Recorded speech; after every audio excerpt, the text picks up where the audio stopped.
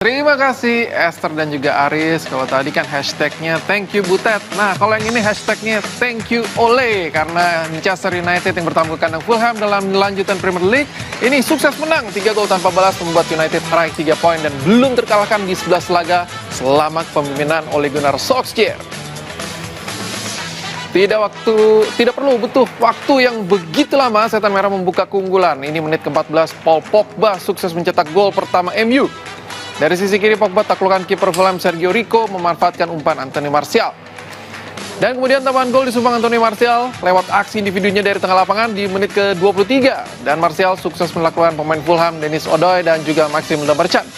Gol ini membuat dirinya sudah terlibat dalam 50 gol di Premier League dengan 33 gol dan 17 assist sejak debut bersama United. Skor 0-2 bertahan sampai babak pertama habis dan di babak kedua Manchester United mendapat kesempatan menambah keunggulan setelah wasit menunjuk titik putih. Dan lagi-lagi Paul Pogba yang menjadi eksekutornya sukses menjalankan tugasnya. 2 gol untuk Pogba artinya selama di bawah pelatih interim Ole Gunnar Solskjaer, pemain Prancis ini sudah mencetak 8 gol dan tambahan 5 assist. Dan sepanjang musim ini artinya Pogba sudah mengoleksi 11 gol. Hingga laga usai, usaha skuad Claudio Ranieri untuk mampu mencetak gol ini gagal. Dan jadi dengan hasil ini belum ada kata kalah buat Ole Gunnar Solskjaer. Di Premier League ia sudah mencatat 8 kemenangan dan 1 imbang. Dan Ole juga lanjutkan rekor klub sejak 2012 dengan kemenangan tandang 5 menang beruntun dan 6 kemenangan tandang di semua kompetisi. Dan kemenangan ini selain memperpanjang tren kemenangan di 11 laga perdana Ole, tapi juga mendorong Manchester United masuk ke 4 besar untuk sementara waktu. Tempel ketat, pelan-pelan tapi pasti.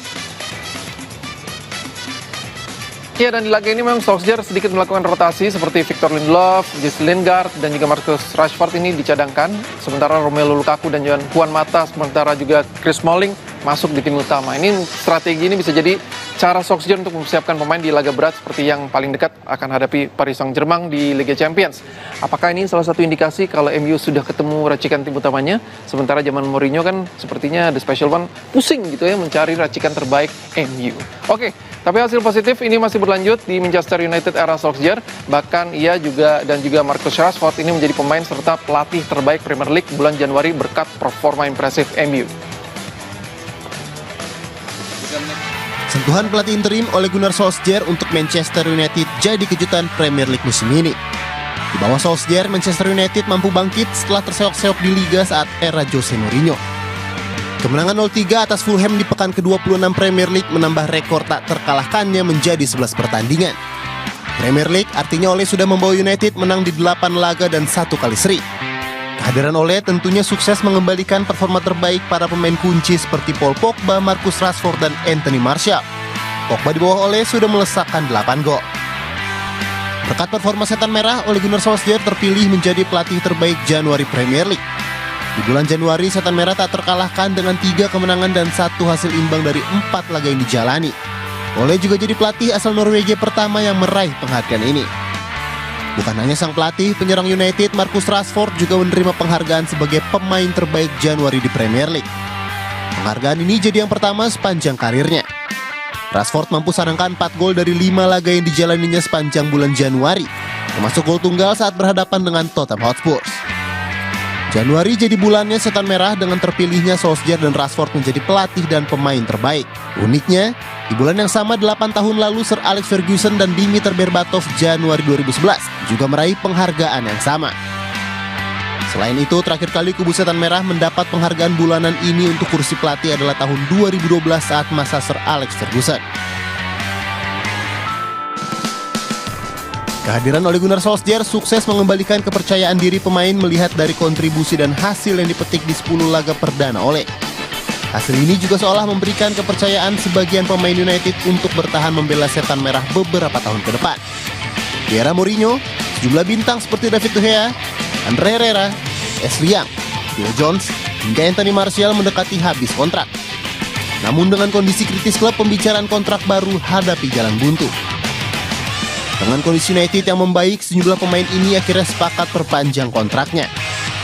Di antaranya Anthony Martial, Luke Shaw, Ashley Young, dan Phil Jones sepakat bertahan di Old Trafford dengan durasi kontrak berbeda. Nama lain seperti Andre Herrera dan David De Gea juga mendekati kata sepakat untuk tetap membela Setan Merah. Khusus untuk sang kiper, negosiasi memang berjalan alot berkaitan urusan gaji. Bahkan Manchester United tawarkan gaji 3 kali lipat atau sekitar 375.000 pound per pekan atau setara 6,7 miliar rupiah demi mempertahankan De Gea. Namun ujian berat belum usai bagi Manchester United. Pekan depan laga berat masih menanti. Dimulai dengan PSG di ajang Champions League, Chelsea di babak 5 FA Cup, dan Liverpool di ajang Premier League. Maret giliran Arsenal dan Manchester City jadi ujian setan merah. Oke, masih tentang Manchester United, legenda hidup setan merah Paul Scholes resmi mulai karir barunya ini di dunia kepelatihan bersama tim League 2 Oldham Athletic. Jadi Scholes telah sepakat dengan kontrak yang diberikan Oldham selama 18 ke depan dan hanya tinggal menunggu waktu untuk diperkenalkan secara resmi kepada publik setelah menyelesaikan beberapa detail kontrak. Rencananya Scholes akan diumumkan sebagai pelatih baru menggantikan pelatih interim mereka yaitu Pete Will pada hari Senin besok. Dan akan langsung mulai laga debutnya bersama tim yang bermarkas di Boundary Park ini pada Selasa 12 Februari 2019 menghadapi Yeovil. Oldham sendiri sebenarnya sudah lama mengincar Scholes untuk menjadi pelatih mereka. Tapi ini terkendala karena Scholes memiliki saham di Salford City bersama rekan-rekannya angkatan 92 MU yang kemungkinan musim depan akan bermain satu divisi dengan mereka. EFL memang melarang siapapun untuk memegang peran di dalam dua klub sekaligus. Tapi dengan saham Scholes yang hanya sebesar 10% di Salford, EFL ini menganggap hal itu hanyalah bentuk dari sebuah investasi dan juga tidak bertentangan dengan aturan mereka.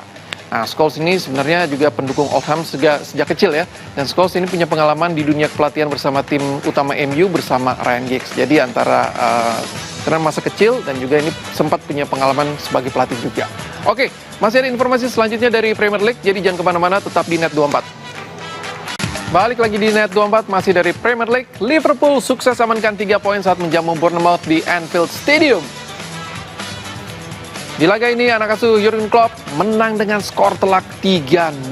Sadio Mane membuka keunggulan lewat aksinya di menit ke-24. Dan gol ini istimewa bagi Mane karena untuk pertama kalinya ia sukses cetak gol di 4 laga beruntun dalam satu musim. Wow! Sementara itu 2 gol lainnya dicetak atas nama Georginio Wijnaldum di menit ke-34 dan juga Mohamed Salah di menit ke-48.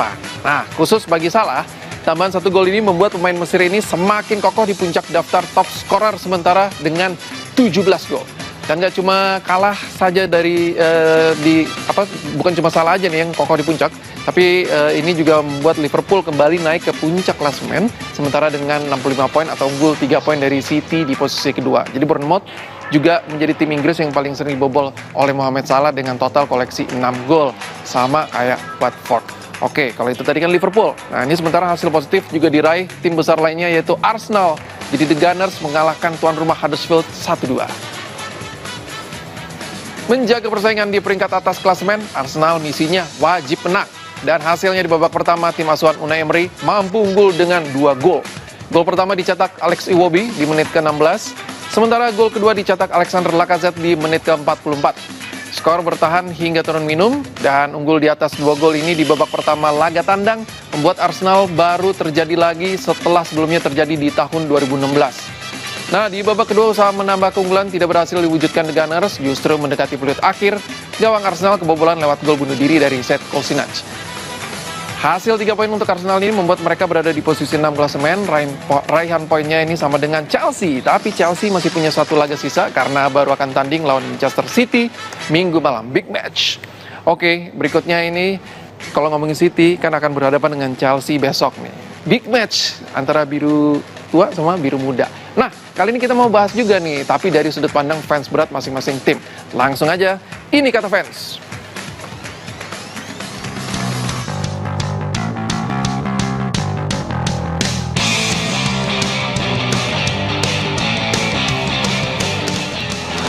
Here comes Conte!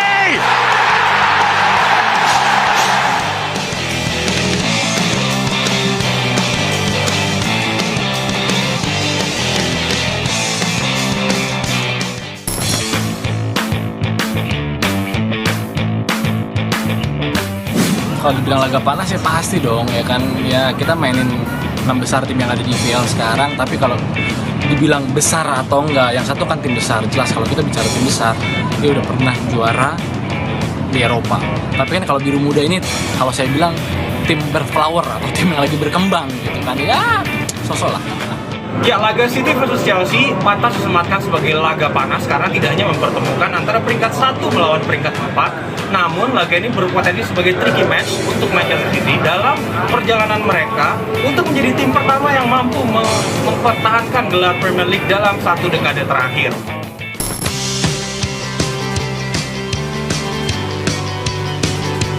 Dan untuk pemain kunci saya memilih nama Kevin De Bruyne karena Kevin De Bruyne cenderung tampil selalu bagus ketika melawan mantan klubnya Chelsea. Dan Pep Guardiola bilang yang dibutuhkan dari City saat ini adalah final ball dari seorang Kevin De Bruyne ini atau kreativitas yang bisa menghasilkan asis-asis yang sangat dibutuhkan untuk bisa membobol pertahanan Chelsea.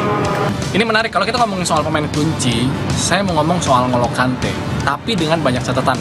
Yang pertama mungkin adalah si Maurizio Sarri ini harus berani nempatin Kante di posisi aslinya.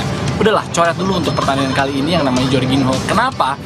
Kalau menurut saya datangnya Jorginho ini agak sedikit memang merubah pola permainan Chelsea. Tapi idealnya kan ketika datang satu pemain, jangan 9 pemain lainnya yang harus mengadaptasi, tapi si Jorginho ini yang harus mengadaptasi 9 pemain Chelsea.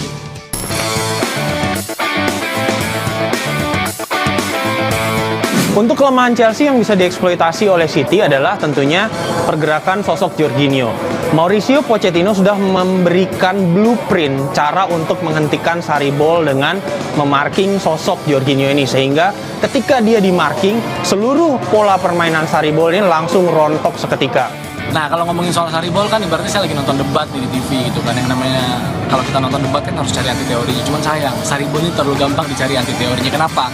Karena ya Sarri itu memang jarang banget ganti pemain intinya, jarang banget ganti gaya permainannya. Sepak bola menyerang ala Sarri ya seperti itu, mudah banget didikte. Apalagi yang dihadapin sekarang kan tiki-takanya Guardiola pelatih jenius, tapi ya mudah-mudahan ada satu alternatif lain lah ketika melawan City karena dua-duanya memainkan sepak bola yang menyerang.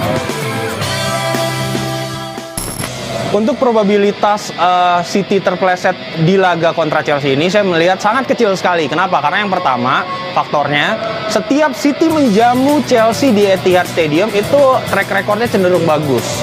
Dan yang kedua, jika mampu menang di laga ini akan memberikan dorongan psikologis yang sangat besar untuk Manchester City dalam perburuan gelar juara Premier League. Kalau ngomongin rekor buruk di Etihad itu ya kita udah tahu lah statistiknya kayak apa. Tapi kalau ngomongin musim ini 13 kali main di kandang, City cuma 1 kali kalah, 12 kali sisanya menang, nggak pernah seri. Apalagi kalau kita lihat Chelsea ketemu sama The Big Six, 6 tim besar, 2 kali seri sisanya kalah. Kalau hitung-hitungan di atas kertas banyak orang pasti 60-40 atau 55-45 lah untuk City, ya 45 untuk Chelsea. Tapi kalau Sarri berani nggak mainin Jorginho di pertandingan kali ini, menurut saya situasinya bisa lain.